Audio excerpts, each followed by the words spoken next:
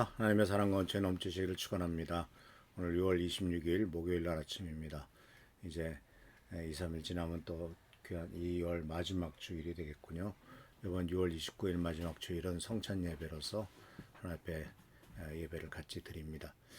오늘 말씀은 그리스도의 하나님의 나라를 이 땅에서 어떻게 살아갈 것인가 하는 것에 대한 마지막 시간으로서 정의와 평화의 사도가 됨으로써 하나님의 나라의 삶을 이 세상에 실천하는 길을 생각해 보려고 합니다.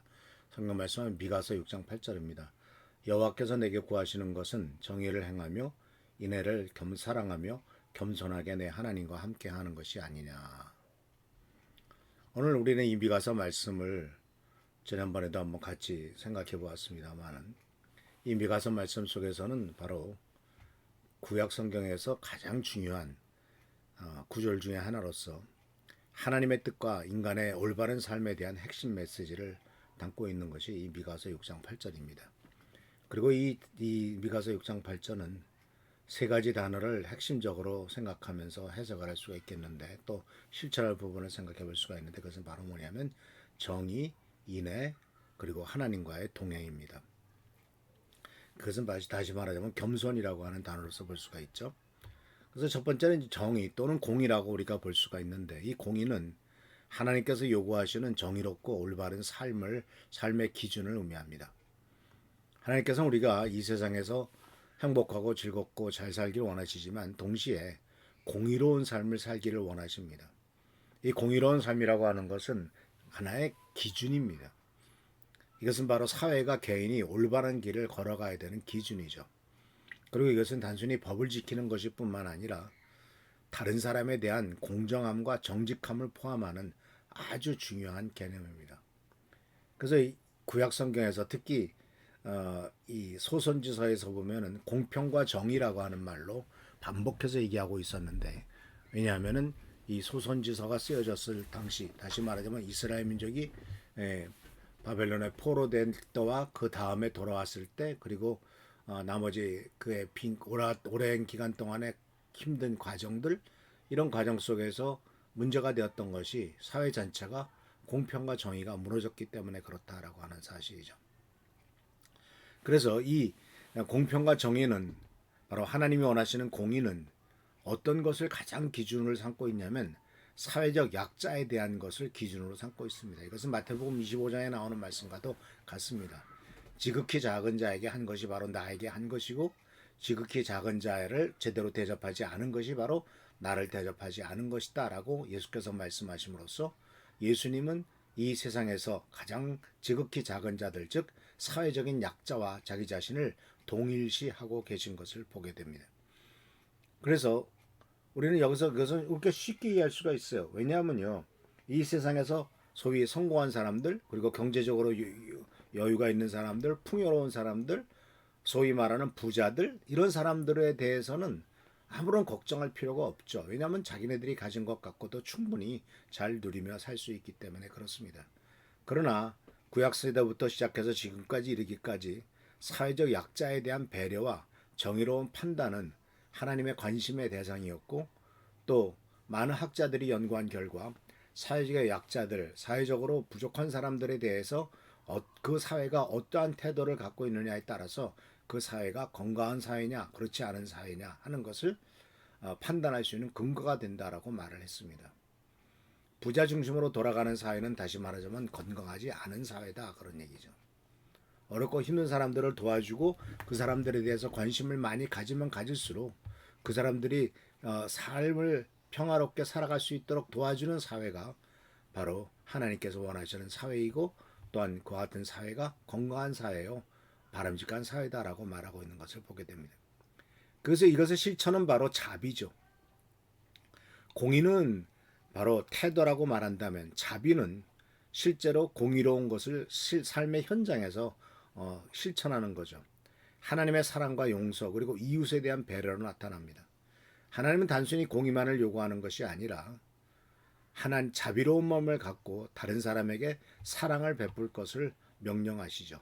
사회적 약자에 대한 배려는 말로만 배려하는 것이 아니라 실제로 실천을 하는 거죠. 그래서 우리나라도 참 많이 좋아지고 여러 가지 힘든 사람들을 위해서 많은 것들을 배려하고 있지 않습니까? 특히 나이 들은 사람들, 또 어린 사람들, 또 장애인들, 또는 다문화 가정들 이런 것 사람들에게는 그들은 스스로 자기 자신을 펼쳐나갈 수 없는 경우가 많기 때문에 바로 도움이 필요하고 그런 사람들에게 배려하고 자비를 베푸는 것.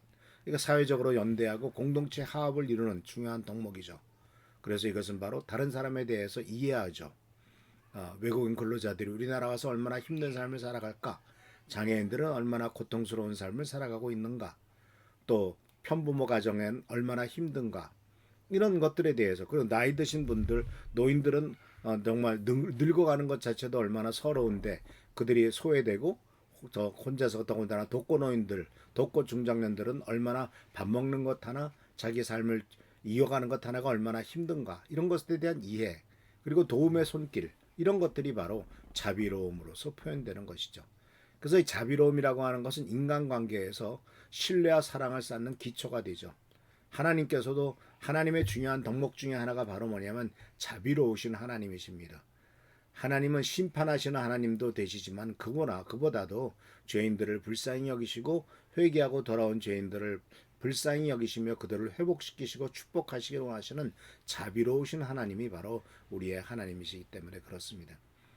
자, 이와 같이 공의는 바로 이 세상을 살아가는 삶의 태도라면 자비는 이웃에 대한 태도입니다. 그리고 마지막으로 겸손은 자기 자신과 하나님과의 관계 속에서 나타나는 모습이죠. 겸손은 자기 자신이 아무것도 아님을 인정하는 겁니다. 바로 자기 자신의 한계를 아는 겁니다. 그리고 하나님의 뜻에 대해서 철저히 순종하는 겁니다. 겸손한 사람은 교만을 버리죠. 자기 중심성을 버립니다. 모든 것이 내 중심으로 해서 돌아가야 된다. 내가 우주의 중심이다라고 생각하는 것은 교만한 겁니다. 인간이라고 하는 존재는 기껏 살아야 100년인데 그 100년밖에 살지 못하는 인간이 어떻게 자기 모든 것을 자기 중심으로 돌아가라고 할 수가 있겠습니까? 그래서 하나님의 뜻에 순종하며 겸허하게 살아가는 태도가 이 겸손이죠. 그리고 이 겸손해야만 하나님이 불쌍히 여기시고 축복하시고 돌봐주십니다. 겸손해야만 하나님과의 올바른 관계를 유지할 수 있죠. 아주 필수적인 요소입니다. 그리고 이 겸손해야만 사회적인 관계에서도 다른 사람들을 존중하는 태도를 갖게 되는 것을 보게 됩니다. 그래서 이와 같이 공의와 자비와 겸손은 서로 긴밀하게 연결되어 있고 하나님이 원하시는 참된 신앙과 삶의 모습이죠. 그래서 미가서 6장 8절은 우리에게 공의와 자비와 겸손을 실천함으로써 하나님께서 기뻐하시는 삶을 살아가라고 권면하고 있습니다. 그래서 이 말씀 구절은 동시에 오늘날에도 도덕적인 기준과 삶의 방향성을 지시하는 아주 중요한 가르침이다라는 사실을 꼭 기억하시기를 바랍니다. 그래서 바로 이 미가서 6장 8절을 우리가 기억하시면서 공평과 정의와 그리고 겸손과 사랑, 자비 이런 것을 실천하는 우리 귀한 성도님들 되시기를 축원합니다. 기도하겠습니다. 좋으신 주님 은혜를 감사합니다. 오늘도 주님의 가운데서 하루가 시작됩니다. 복된 하루, 은혜의 하루가 되도록 하시고 아버지 하나님 정의와 자비와 또한 겸손을 실천하는 우리의 삶이 되도록 주여 도와주옵소서. 함께 하시고 지켜보살펴 주시길 바라옵고 예수님의 이름으로 축복하며 간절히 기도합나이다. 아멘. 교회 나라 민족을 위해서 우리 교회 성도들을 위해서 한은조 선생님을 위해서 또 다쳐서 지금 집에서 회복 중이신 우리 장